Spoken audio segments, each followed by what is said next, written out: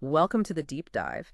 You sent over some fascinating stuff this week, a real mix of articles, some research, all pointing towards a massive transformation happening in the trucking industry. Absolutely. It's a Absolutely. sector that's really, on the cusp of some pretty significant changes.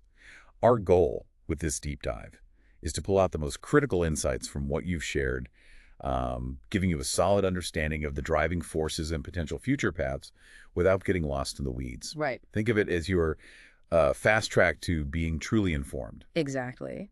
We're going to unpack the ripple effects of today's markets, the increasing demands for sustainability, and the evolving ways we're even thinking about moving freight. So let's get right to it.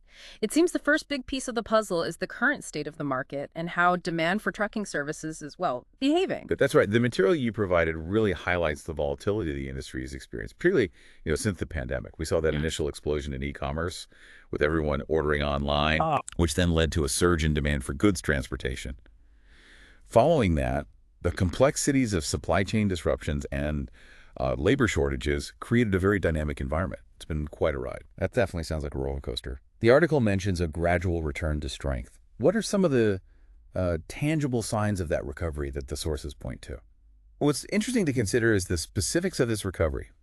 The sources indicate that as economic activity picks up, we're seeing more job openings for drivers. Okay. And for trucking companies that are, well positioned, maybe they've invested in newer equipment or have strong customer relationships, there are definitely opportunities for improved profitability as freight volumes increase. That's a key positive trend highlighted. Okay, so more jobs and potentially healthier bottom lines for some. But what are some of the less obvious challenges or lingering uncertainties that the sources bring up? Yeah, the material emphasizes that this recovery isn't happening overnight. There are still underlying economic uncertainties that can impact freight demand. The growth is expected to be steady, but maybe not explosive. Right. One of the articles used a great analogy: slow and steady wins the race. This cautious optimism reflects the fact that while things are improving, it's not a rapid bounce back to, say, pre-pandemic norms. That makes sense. You can't just instantly create more capacity in terms of trucks and qualified drivers. So, how does this slow and uneven recovery actually affect how trucking companies operate day to day? This really underscores the need for operational agility. Companies have to be able to adapt to these unpredictable fluctuations in demand. Smaller trucking firms, which might have less access to capital and resources, they can find it particularly challenging to scale up to meet sudden increases in demand or, to weather periods of lower freight volumes. This could intensify competition within the industry. So, it's not just about having trucks on the road, but about being strategically nimble. The article touches on flexible, tech driven solutions. Can you give us a more concrete idea of what that looks like in practice? Absolutely. The sources point to a few key technological areas. Think about automated scheduling systems Okay. that use algorithms to dynamically assign loads based on real-time factors like driver availability, truck location, delivery deadlines. This reduces manual dispatching, improves efficiency. Right. AI-powered route planning is another example where sophisticated software analyzes traffic patterns, weather, even predictive maintenance schedules to optimize routes, saving fuel and time. Okay. And of course, ongoing investment in driver training, often using technology like simulators, ensure you have a skilled and adaptable workforce ready when needed. For you, it highlights that technology is becoming really a fundamental tool for navigating this unpredictable market. It lets companies work smarter, more efficiently. Right. It's about leveraging data and automation to gain an edge. Okay, we've looked at the market dynamics. Now let's shift our focus to another major force shaping the future: the increasing regulatory and public pressure for sustainability in the trucking industry. This is a really significant area of transformation. Yeah. The sources make it clear there's a growing global focus on reducing carbon emissions. And the trucking industry, well, because of its reliance on fossil fuels, is facing increasing scrutiny and regulatory pressure to adopt cleaner practices. The article mentions California recently adjusting its zero-emission truck rule. What does that situation tell us about the realities of implementing those kinds of regulations? Well, what's revealing about the California example is the inherent difficulty in aligning, ambitious environmental goals with the practical and economic realities the industry faces. California, often a leader in environmental regulation, encountered significant pushback Mm. and had to adjust the timeline for its mandate. requiring a complete shift to vehicles producing no tailpipe emissions, like battery electric or hydrogen fuel cell trucks. This situation really illustrates the complexities of transitioning an entire industry while considering, technological readiness, infrastructure availability, and economic feasibility. So while the intentions are there, the execution can be tricky. What are the potential benefits, the upsides that the article highlights when it comes to these sustainability initiatives? The primary benefit, as the sources emphasize, is the potential for cleaner air, especially in urban areas with high truck traffic. Makes sense. This transition also acts as a catalyst for innovation, driving investment and development in greener technologies, electric powertrains, alternative fuels, better batteries. This can lead to new industries and job opportunities in these emerging green sectors. The vision of a cleaner, greener transportation system sounds appealing. But what are the main challenges or downsides that the article points out with this push for sustainability? The sources consistently highlight the substantial costs associated with transitioning to cleaner tech.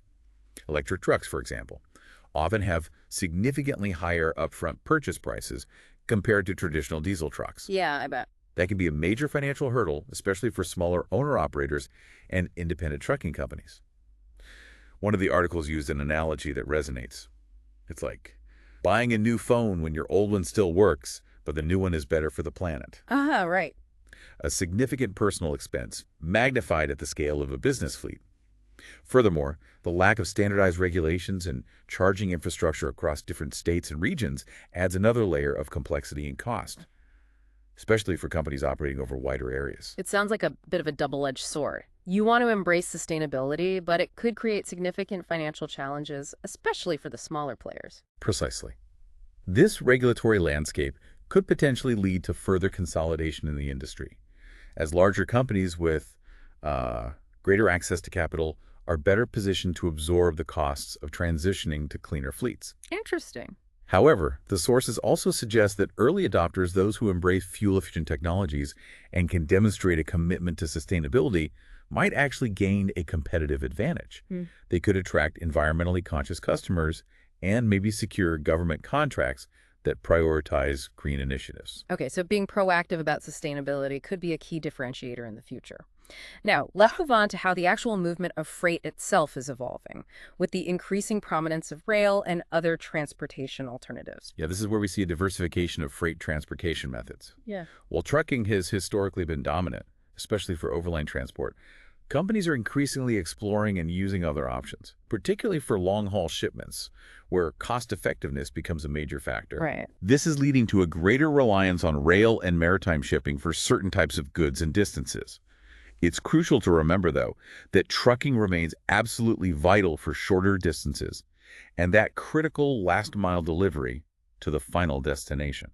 The article discusses intermodal transportation. For someone who might not be familiar with that term, can you break it down for us? Sure. What's particularly interesting here is the concept of combining different transportation modes to create the most efficient and cost-effective shipping solution. Intermodal transportation, as your sources explain, typically involves using a combination of trucks and trains, Yeah, okay. and sometimes ships, to move goods from origin to destination. The idea is to leverage the strengths of each mode. Trucks offer flexibility for pickup and final delivery. Right, the door-to-door part. Exactly. While trains are generally more fuel-efficient and cost-effective for long distances and high volumes, some of the material even mentions ongoing experiments with newer tech, like drones, and smaller electric vehicles for more agile, rapid deliveries over shorter distances. So it's about finding the optimal combination, like a logistical triathlon almost. What are the potential benefits, the wins of this intermodal approach? The primary advantages are often cost savings, as rail transport over long distances can be significantly cheaper than relying solely on trucking. There's also the potential for faster overall transit times in certain scenarios by using trucks for the initial and final legs and leveraging the speed and efficiency of rail for the long haul. Sounds good in theory, but I can already foresee some potential complications. What are the downsides or challenges that the article highlights with intermodal transport? You're right to think about potential challenges. The sources point out that one significant issue can be delays at transfer points, ports, or rail yards. The handoffs. Exactly. If there are bottlenecks or inefficiencies at these intermodal hubs, it can disrupt the entire supply chain, leading to missed deadlines and increased costs.